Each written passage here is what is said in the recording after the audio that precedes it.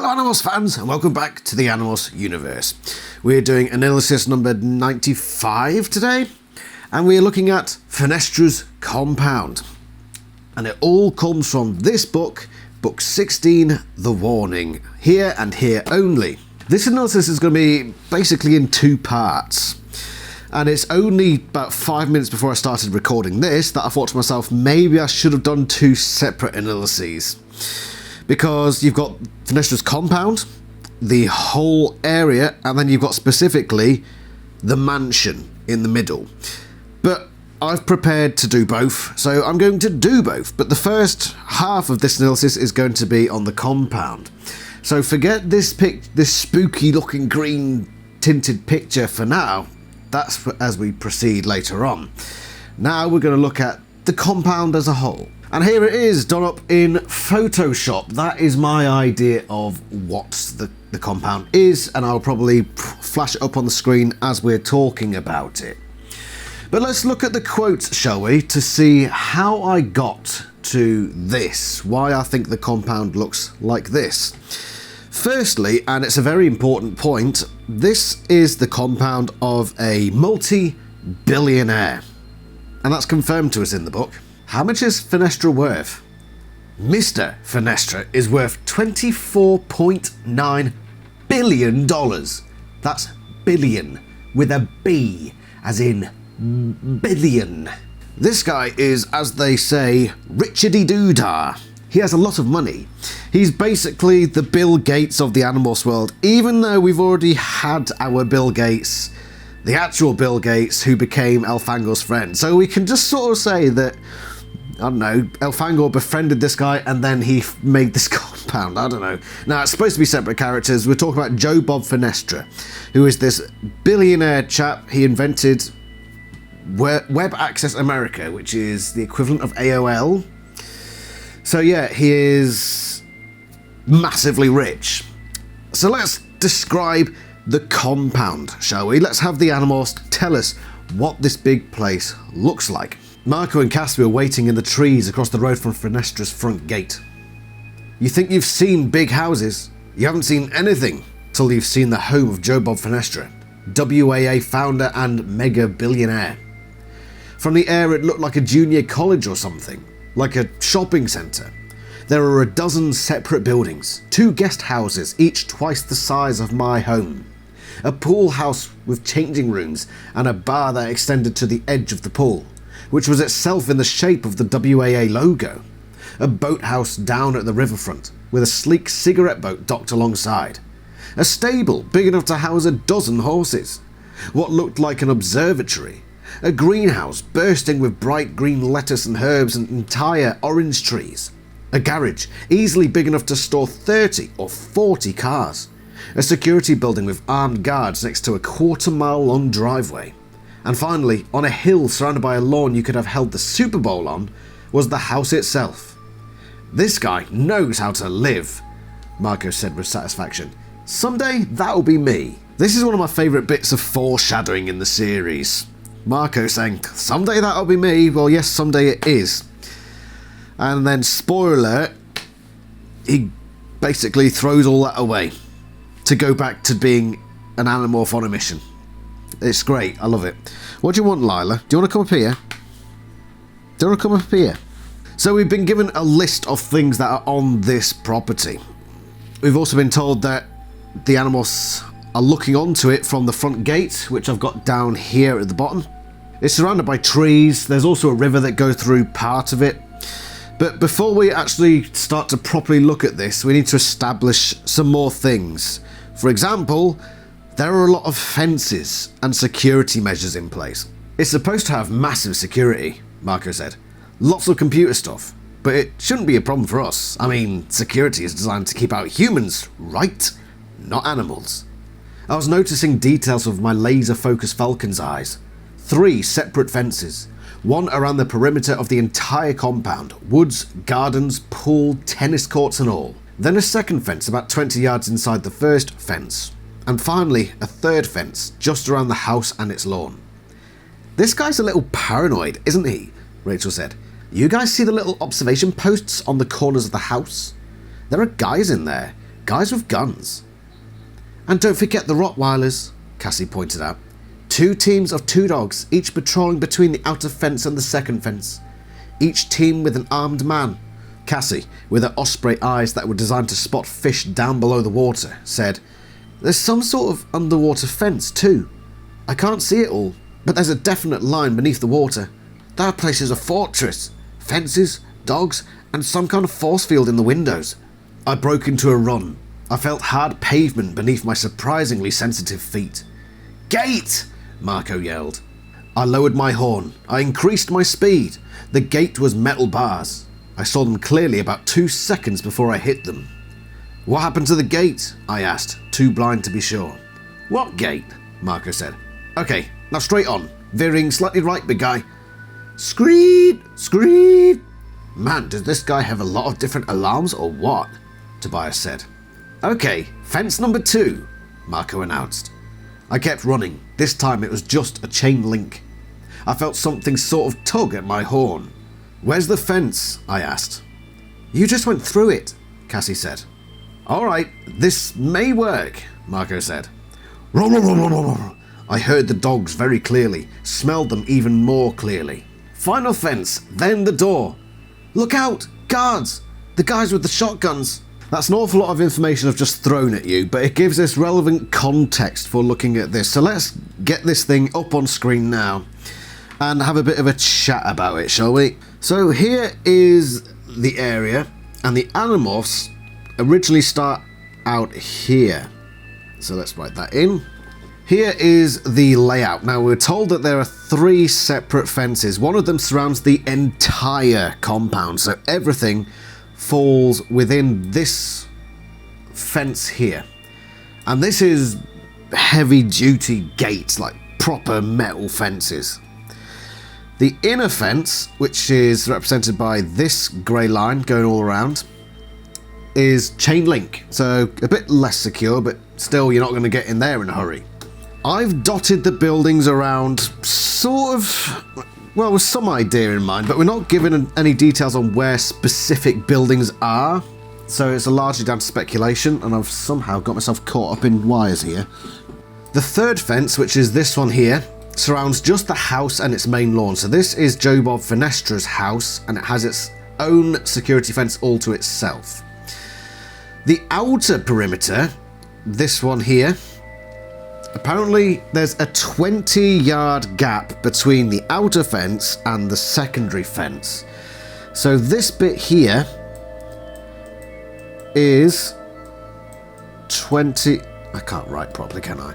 Now we're also told that within this outer perimeter there are pools, there are gardens like I've done here, tennis courts, I've done a couple of them up here, and that can't all fit in 20 yards, so I've taken some liberties really. This bit here on the gate side, so here's the front gate, on the gate side 20 yards, but then around the whole thing the width of this gap changes. So like up here where you got the tennis courts, it's going to be a bit more than 20 yards. Okay, I think that's sensible. I've also put the boathouse out here with the cylinder or whatever the boat was called, but here's the boat there. This is also where the fence goes underwater like Cassie sees. So there's a bit where it dips into the river, and that's up there in what I've called the northwestern side. So that's the outer perimeter.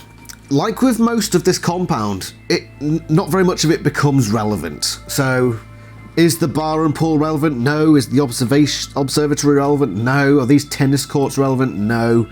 We're just told that they are there. So I'm just putting them around arbitrarily. But we've also got to notice that Rottweilers, what colour can I do Rottweilers?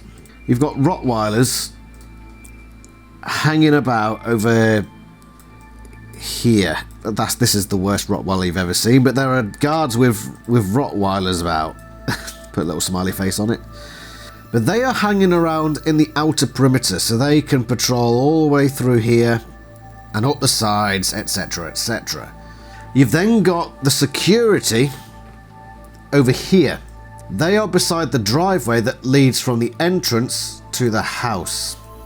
So they are right there. So when Jake comes crashing through these gates, the security, after he's passed the second gate, the security get mobilised, and that's where you start to see guards coming in. There are guards in the corners of the main house as well.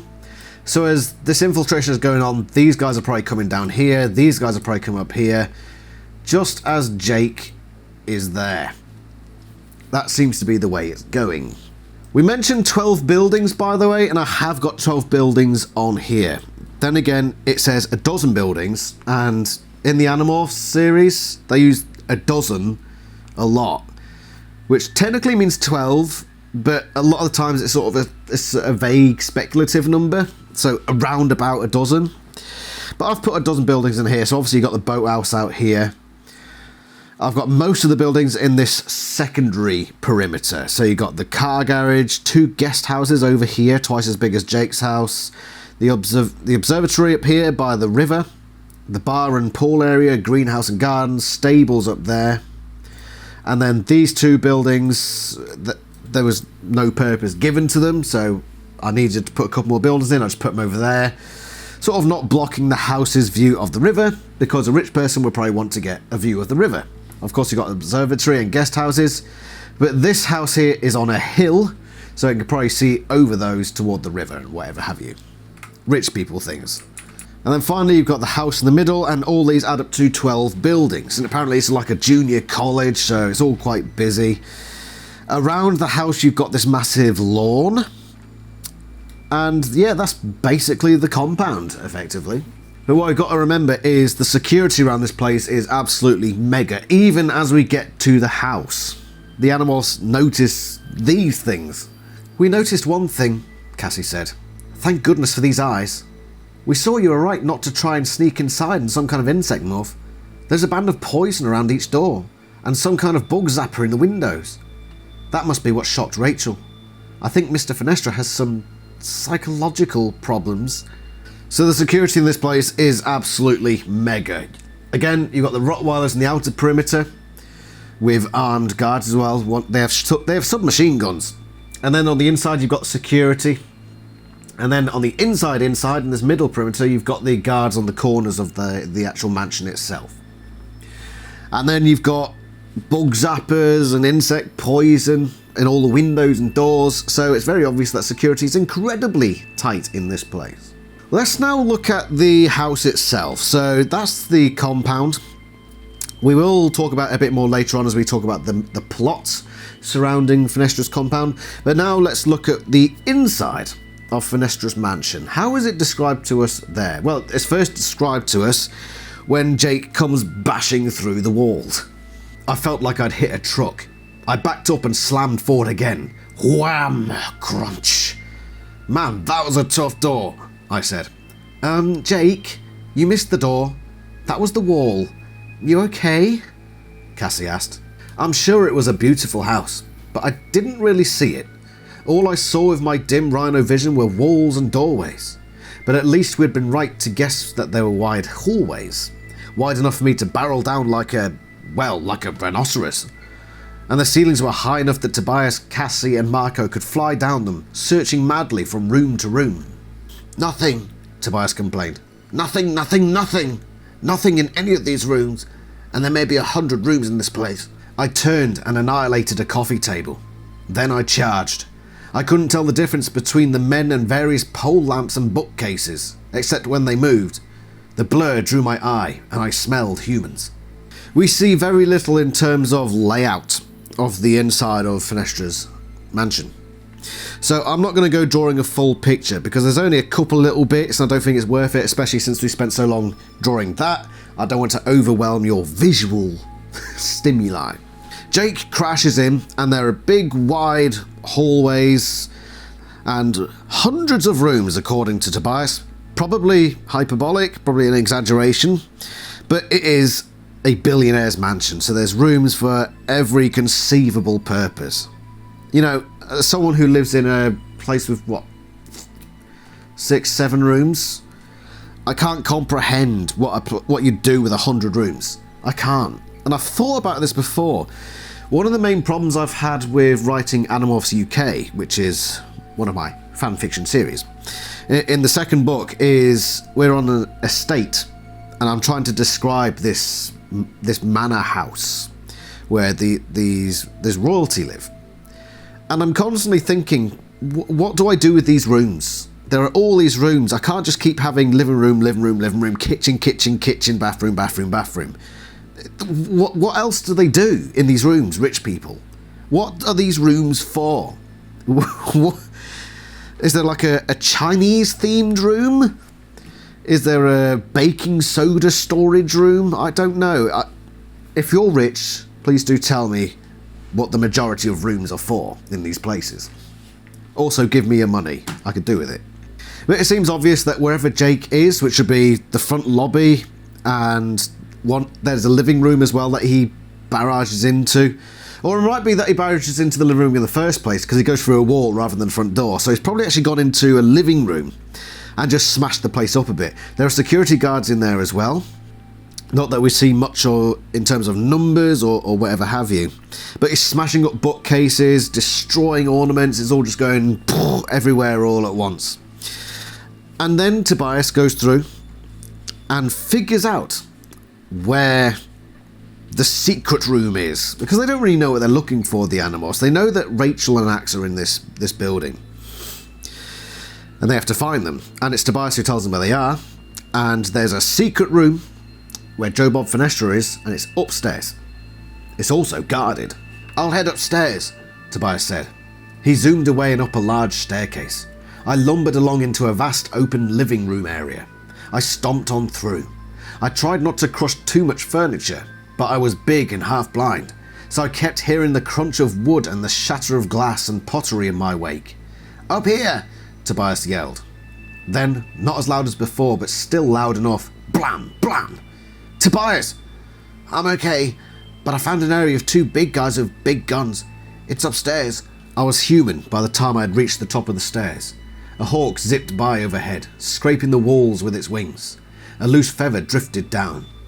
"What are you guys doing looking like that?" Tobias demanded. "Are they still after you?" "Yeah, but I lost them temporarily. The room they were guarding is down the hall, then through this big, massive bedroom. You'll see a doorway. Last time I went past, there was still a couple of guys guarding it." Marco opened the door with his almost human fingers, and we ran. Down the hall, through a bedroom that I swear, without exaggeration, was as big as a basketball court, and up to the doorway, where two very scared looking guys stood, cradling weapons. One carried a shotgun, the other a small submachine gun.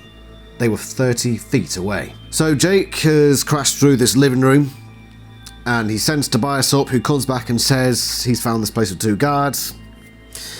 And so Jake demorphs on the stairs, goes up, and they're in this big second floor hallway. They have to hide momentarily in a side cupboard, and then they come back out, charge forward to this big bedroom that Tobias mentioned to them, further down this hallway. And then across that bedroom, in another doorway, are two guards. Now they managed to get past these guards, and that's when they enter this room. If you were wondering what this picture was all about. So, you've got Fenestre standing in here, you've got a ceiling that looks like it's cracked with lightning, and you've got plants growing up from the sides, and in the middle is this sort of pond lake-like thing with this rusty coloured water. So why have I got that image? Why have I made Adobe Firefly produce that image for me?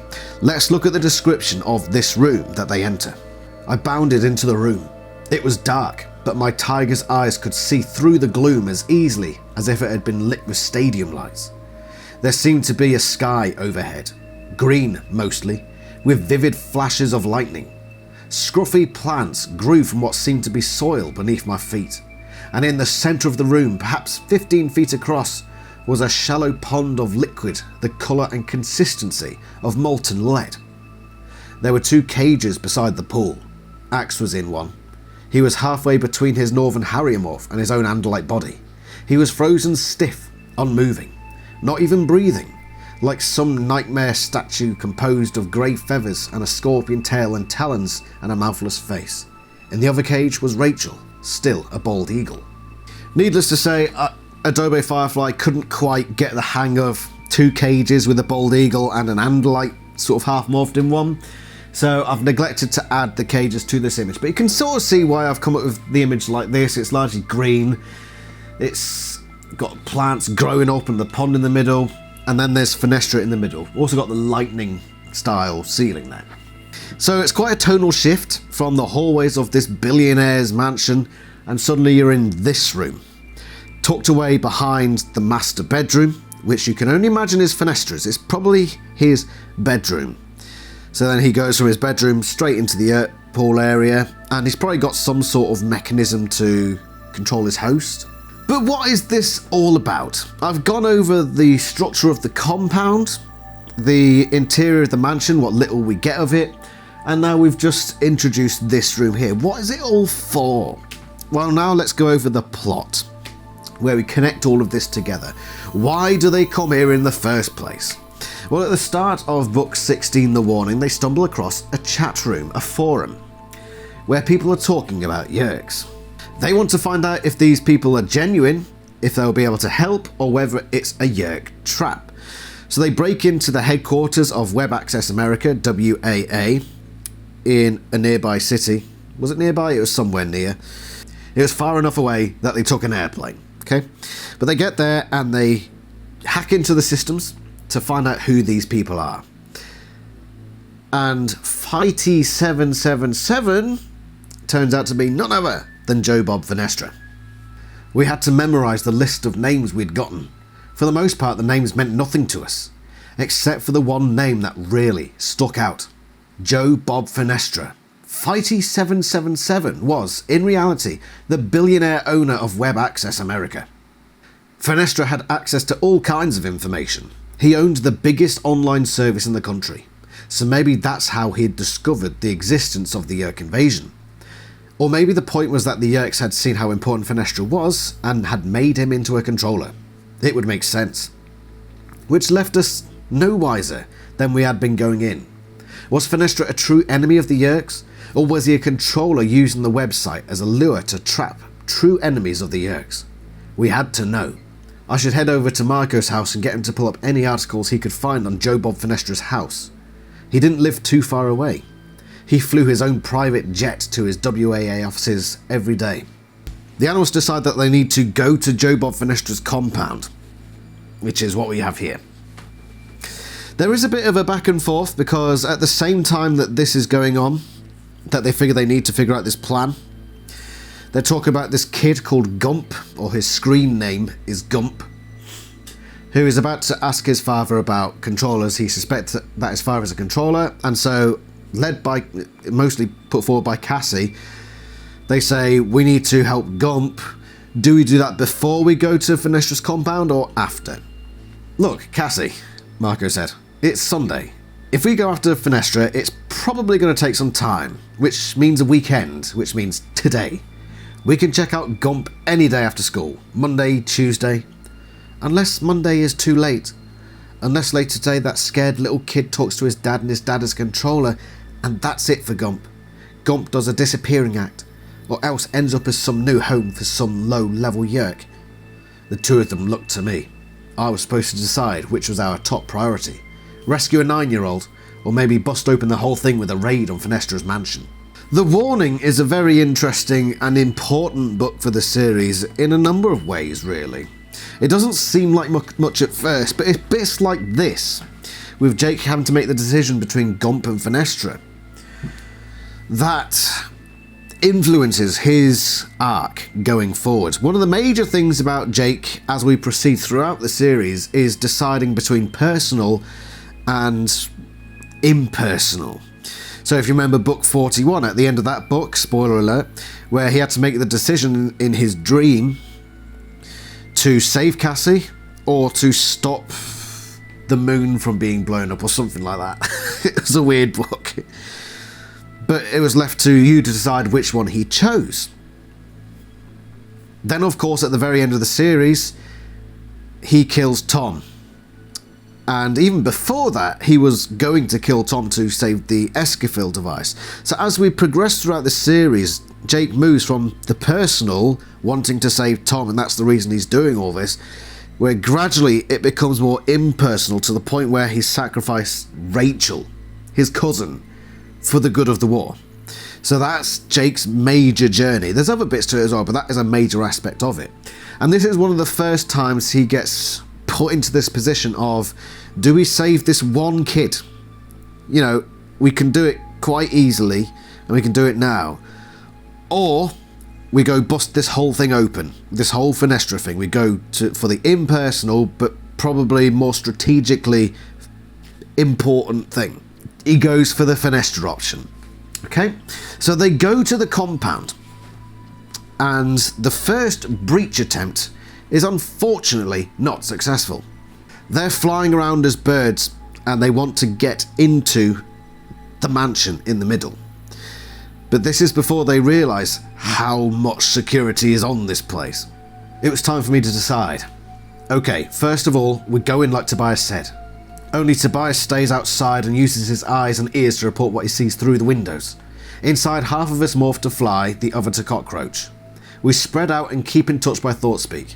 Anyone finds Fenestre, he calls the others. Okay? Let's do it, Rachel said as she spilled air from her wings and plummeted toward the open window. Down Rachel went. Down I went, fast as a bullet. Rachel flared at the last minute to kill some of her speed, brought her talons forward and sailed through the open. Zap! She had gone through the window. She was inside, but she wasn't answering.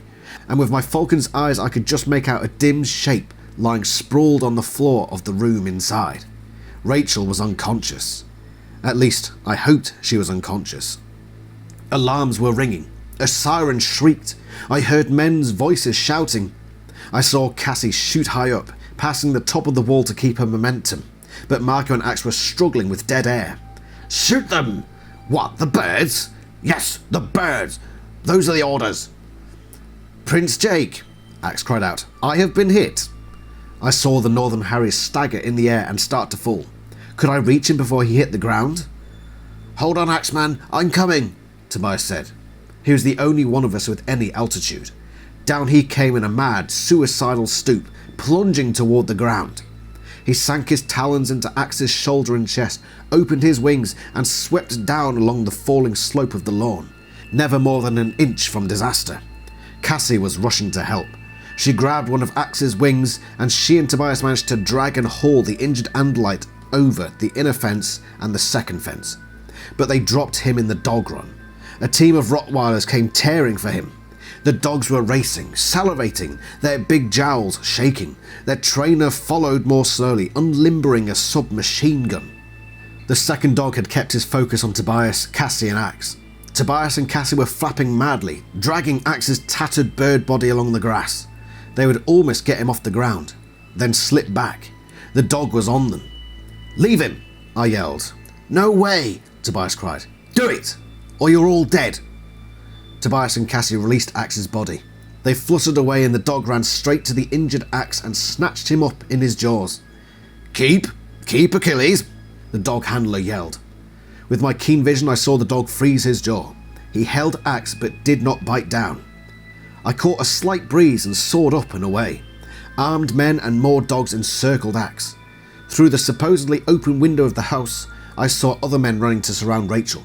2 of us captured, and I was to blame. This first breach, or attempt at a breach, is not successful, needless to say.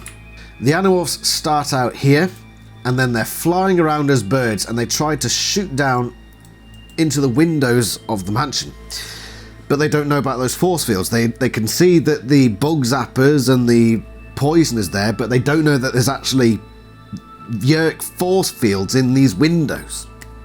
And so Rachel is taken out and she falls into the house. It's at that point where the controllers start to shoot at the birds and Axe gets hit. So Axe gets downed about here. Cassie and Tobias manage to grab hold of him and they're able to take him over the first fence, over the second fence, but they drop him in this perimeter here. And what do we know about this perimeter? This is the perimeter with the doggies.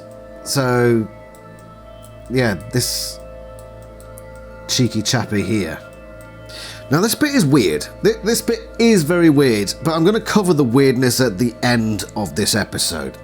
But so just for now, this Rottweiler, Achilles, comes and grabs Axe, but the owner, the security guy, says, don't bite down. Meanwhile, the security inside the house have surrounded Rachel. So she's in there and she's been surrounded. So effectively these two animals have been captured. The others fly away to safety. The first attempt at breaching the mansion is a complete failure, which puts Jake under a lot of pressure. Rachel and Axe will have to demorph in less than an hour and a half or be trapped, Cassie said. An hour and a half? That's how long we have. If they demorph surrounded by controllers, I mean, they'll know Rachel is human, which means they'll figure out that we're all human. All except Axe. Jake has to think quickly. He has got no choice but to think quickly. He has to do something. Nobody else is going to be able to do something. They're all looking to him. So even though he's under all this pressure and he's had a few sort of minor breakdowns throughout the course of this book, he has to act. And act he does. And he goes down to the gardens with Tobias. And he's going to pick up a brand new morph in which to storm into the compound and rescue Rachel and Axe. Rhinos? Tobias asked incredulously. Yeah, I need a morph that can go straight through those fences, through the doors, and take a couple of bullets if need be. You have a better idea? After this first attempt at breaching the mansion, Jake has somehow come to the conclusion that he doesn't think these are Yeerks. Even though there's force fields in the windows, he doesn't think they're Yeerks, he thinks they're just regular people.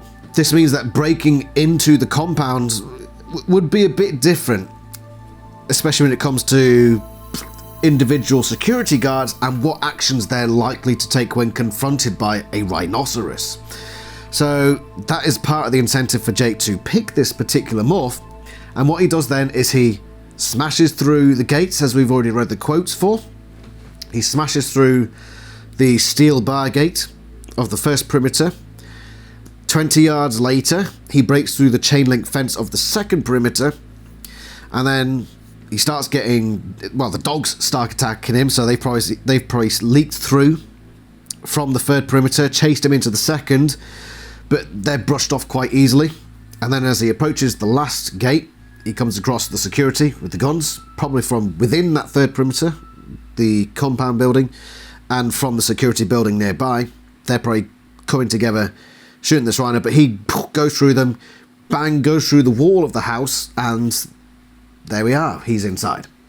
Once inside, and informed that there's a guarded room up the stairs, he demorphs, and then remorphs to Tiger, and that's when he comes into contact with these two guards who are blocking the way to this room here. And it's because that they're not Yeerks that he's able to convince them to move out of the way. But just before we get that scene, we need to confirm with the readers that these are definitely not Yeerks. So just before they go to the two guards blocking off this room, they hear another couple of guards walking by, talking loudly. I hear my guys coming, Tobias interrupted. Into that side room. It's unlocked. I'll lead them away. Marco, Cassie and I all dodged into the side room. I heard the sound of heavy, weary feet tramping by. Where is that lousy bird? What I can't figure is why we're chasing it and blowing holes in the walls and the ceiling. Because we want to keep our jobs, that's why, the first man muttered. So yeah, pretty obvious that these are not in fact controllers, they're just Humpty and Dumpty trying to do a day's work. Which means that this scene comes next, getting into this room. I could cover 30 feet in 2 seconds. In those same 2 seconds, the guy with the machine gun could fire 10 rounds. He could easily kill me. If he failed, the force of my leap, my desperate need to defend myself, would ensure that he died. It was time to gamble. Look, you two men, I don't want to hurt you, but I have to go past you. You may shoot me, but you won't kill me fast enough to keep me from taking you down. See this paw? I lifted one paw. My tiger paws are about as big around as a frying pan. I extended the cruel, yellowed claws. With this paw, I can literally knock your heads from your shoulders and send them rolling like bowling balls. Now, I don't know what you're getting paid for this job, Not enough, said the man with the machine gun. I can't believe I'm talking to animals. But that tiger makes sense. We're not getting paid nearly enough. His partner agreed.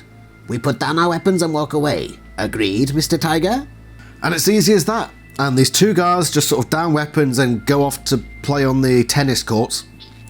And allowing Jake, Cassie, Tobias and Marco, yes, to go into this room. Whereupon they find the main man himself, Joe Bob Fenestre.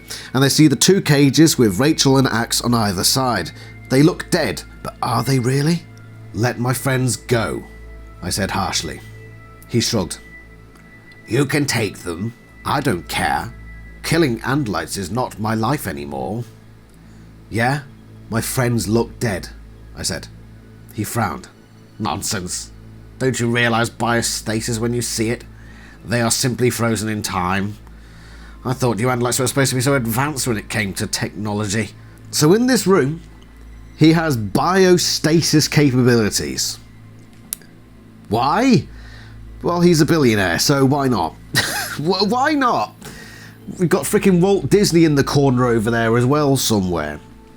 And so he's got them in a biostasis. Why? Why not? I mean, yeah, we'll answer these questions later.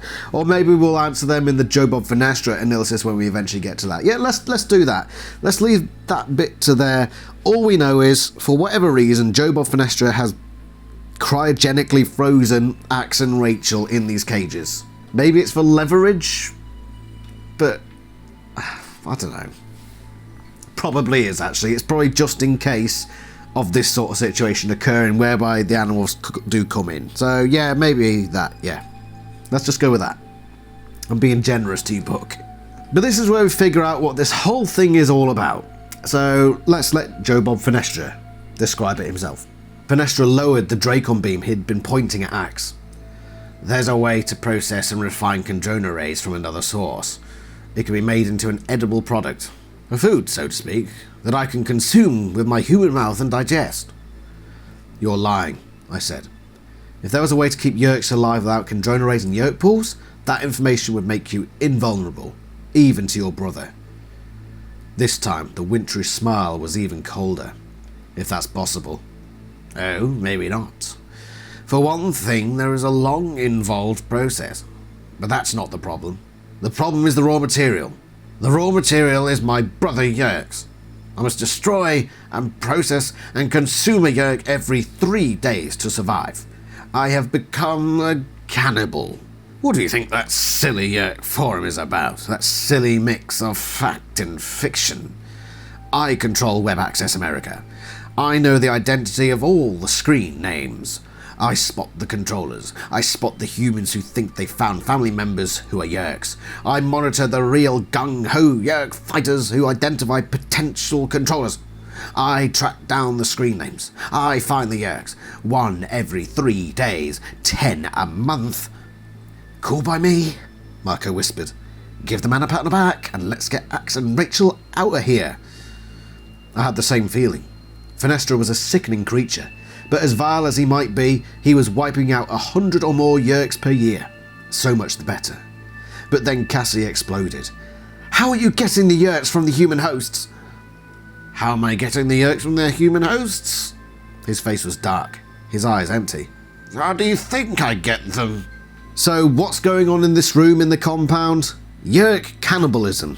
So he lures in these unsuspecting controllers, effectively, and he drains them with their Yeerks and eats them up, yum yum yum, like a jelly bean, and that gives him the life without the need of the Chondrona.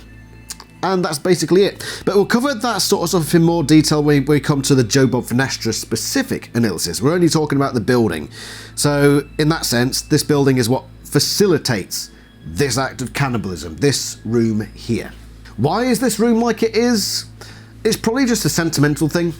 I think the Yeerks are actually quite sentimental when it comes to their home world, so the reason it looks like that is just that he's rich enough to make the room where he does his feeding look as much like his home world as possible. I don't think there's much need for the plants or the lightning on the ceiling. I think it's probably just decorative, honestly. Unless the plants are there to maintain the water of the pool. Because, let's face it, the yurt pool water in the yurt pool is in a big metal tub. So that's probably not naturally maintained. It's probably like pumped full of chemicals. Whereas all these plants are probably from the yurt homeworld, maybe. And they naturally provide those chemicals. So it's an organic yurt pool. It's an organic yurt pool in this room. Very environmentally conscious. Well done, Joe Bob. This brings up a moral question for the Animorphs, but eventually they manage to get Rachel and Axe out of there, and they leave Joe Bob Fenestre alive, thinking, well, he's doing damage to the Yerks. We don't like how he's doing it, but, you know, why... We'll cover that in the Joe Bob Fenestre AniLysis. Remember, we're only talking about the compound today, so we're just sort of touching on those details today. But whatever, the Animorphs leave, but that isn't the last we hear about Fenestre's compound, specifically his mansion. Firstly, what state was it in after the Animorphs breached it? What happened in there? Rachel demanded. Someone ripped that place. Was there some big fight and I missed it? Oh man, I can't believe I missed a big fight. So what happened? It's obvious just by looking at it, so she makes her way through the house and back outside, and they leave the whole compound facility. She's getting all excited because she thinks of how much damage the place had sustained. Obviously not any of the side buildings, like the garden or the stables or the car park, you know, none of that was touched.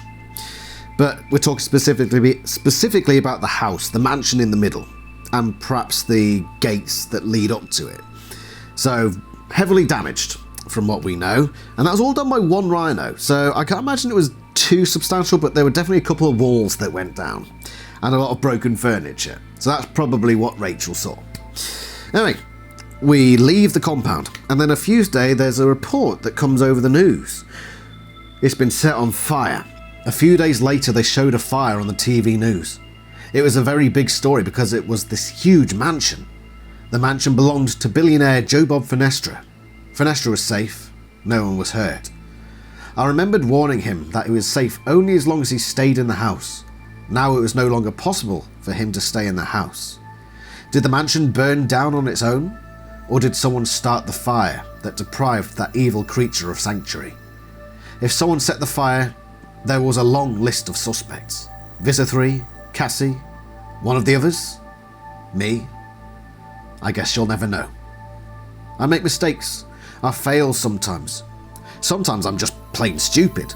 Sometimes there is no right answer to the problems we face. But what can you do but keep trying to figure the answer out anyway? What else can you do?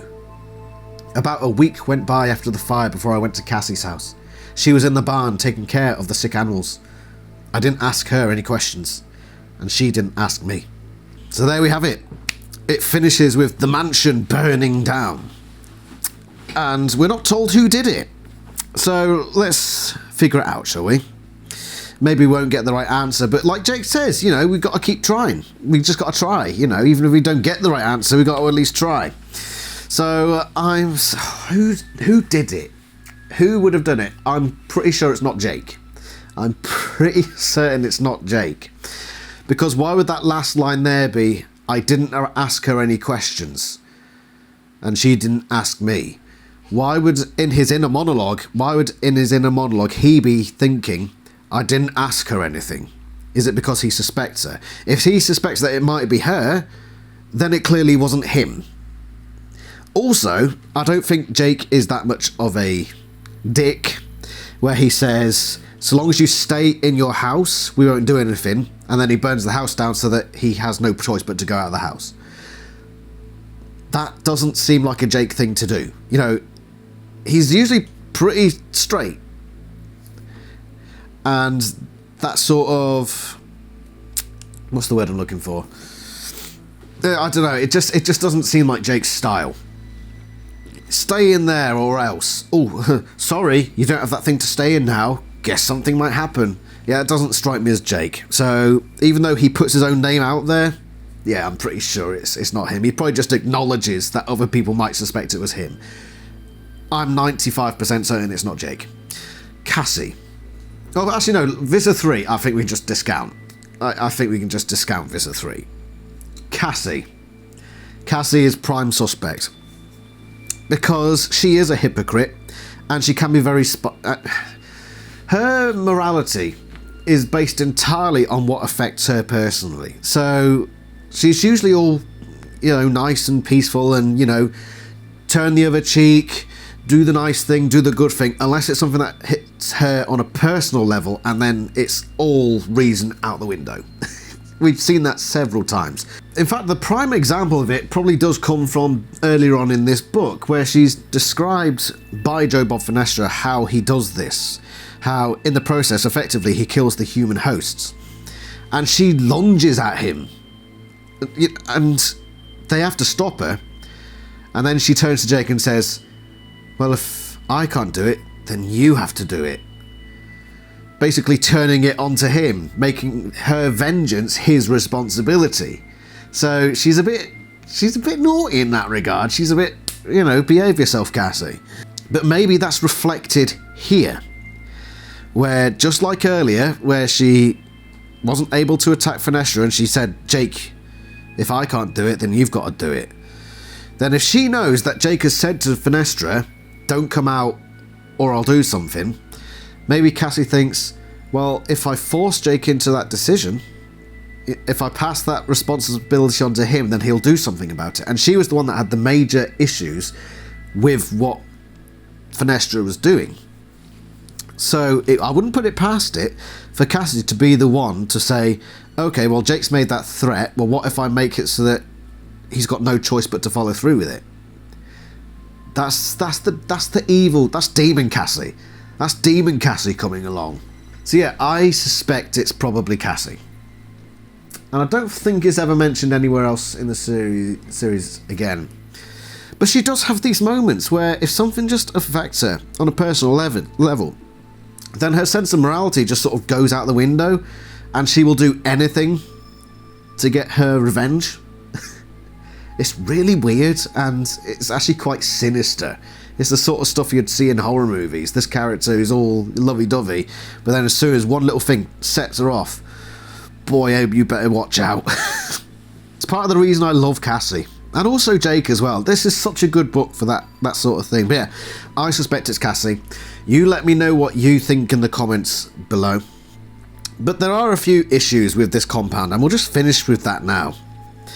Firstly, the guards have been told their order is to shoot the birds. Shooting birds tends to kill them, so they've effectively been given orders to kill birds. Why is that a problem? Well, why does the one security guard tell his dog to not bite down on this bird? Why does the security guard save this bird from being killed and then in one way or the other get it to Fenestre in these cages in here? Same with Rachel, where she's in the building and she gets surrounded by these controllers. What is their order whereby they just pass on these living birds onto Fenestre? And do they wonder what's going on there? Or, because if they were truly following orders, if the order was basically just kill any birds that come along, then Achilles, the dog, wouldn't have been given the order to not bite down on this bird. Would that not make Jake suspicious that these are actually Yeerks? Couple that with the idea that there's freaking force fields in the window that zapped Rachel. I don't think it's believable when Jake, after the first breach attempt, says, I don't think these are controllers, I think these are humans. It's not very believable when quite clearly they're not going to kill these birds that they're shooting. They're going to take hold of them and do something with them. And also there are force fields, like alien force fields, because we don't have freaking force fields. Not even in the year 2024. That's the year it currently is. Unless, whatever. Basically, the whole bit about Jake saying, I don't think these are actually controllers, I just don't buy it. It just seems a bit forced, which is one of my major criticisms about this book. And then finally, setting fire to the mansion. How do you burn down a whole mansion? It's a bloody big building. And, you know, setting fires, if you've got the right equipment, yeah, it can be relatively straightforward, but it's not as easy as 1, 2, 3. You know, it's easier said than done. Not that I've ever tried it. But if that wasn't enough, considering that half this book was dealing with the problem of how do we get into the building, look at all this security. Considering that the place has just had a major security breach, so they've probably upped their security, how has Cassie managed to get to the mansion and commit arson? Assuming it was Cassie. How has that happened? This is the only reason why it might not actually be Cassie and it might be Visser 3.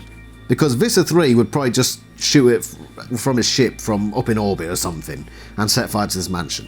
I just don't buy that we spend half this book worrying about how do we get into this place, the security is so tight, and then one day Cassie just comes up with a jerry can, just walks in, starts claws into the windows because she needs to be inside the building to set fire to it, surely, to pour it on the furniture and the curtains, sets a match off and then just legs it back out.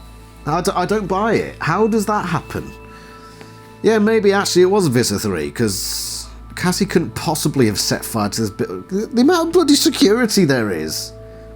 She can't get in through the windows because of the bird zappers. You could argue maybe she demorphed on the just outside the building in the dead of night, but you'd have security cameras. You think that just because nighttime comes along, the security like, oh well, we're screwed now. You know, whatever happens, happens. You know, I don't think so. I don't think that. No. Let me know your thoughts. Who do you think did it? What do you think happened? Was Cassie just? Well, she is part Elemist, so maybe she just floated there like freaking Princess Leia floating through space in The Last Jedi. I don't know. Let me know your thoughts. But that is Fenestre's Compound. It's okay. It's a very good book, but there are a few niggling questions in there that just make it seem a bit unrealistic at times. But it is what it is. Most of the compound doesn't even feature. I mean, nothing happened at the observatory, the tennis courts, or anything like that. It was basically, it might as well have just been the mansion. But what there is, I like this room. I like that room. And I really like what Firefly's done with it, actually. But anyway, that's enough of that. Let's now look at what's in the next AniLysis, shall we? So here is the Spin the Wheel. And I've still not finished reading book 29, The Sickness, so we're still book 1 through to book 28 and some side books. So we could have anything from Syrian, Toby Hammy, or the Giant Squid Morph. So what's it going to be? Spin the wheel, please. And let's see who's... Something about knees. That rhymes. Yeah. What was it? The Pretty Woman in the Bikini. The Pretty Woman in the Bikini. This could be an exciting video, won't it? Where's the Pretty Woman in the Bikini from? Lord knows. But that's what we're doing next time. Thank you very much for watching, and I shall see you for that one. It's basically just going to be a page 3 AniLysis, isn't it? But anyway, yeah. Thank you very much, and I shall see you somewhere else in the Animorphs universe. Ta-ra!